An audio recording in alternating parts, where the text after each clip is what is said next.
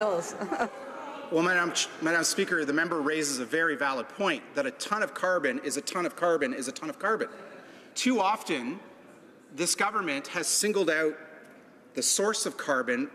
rather than the carbon itself. So if the carbon comes out of the oil and gas sector, that's seen as way worse than a ton of carbon coming out of the tailpipe of one of the 15, 16 million commuters who go to work every morning.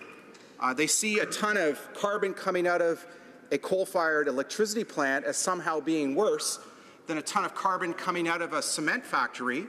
in central Canada, or a ton of carbon coming out of a natural gas facility being somehow worse than a ton of carbon coming out of a manufacturing plant, an automobile manufacturing plant in Ontario, whether that be Ford of Oakville or Linamar in Guelph or Toyota of Cambridge or Honda of Alliston, or the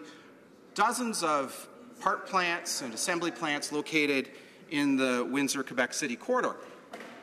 Madam Speaker, a ton of carbon should be priced the same across the country. And the oil and gas sector, the coal sector, should not be singled out for unfair treatment vis-a-vis the other sectors, such as other large final emitters in manufacturing, such as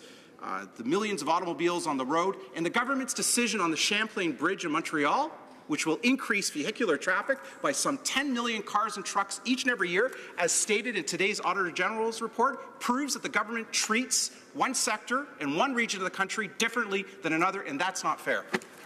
Questions and comments?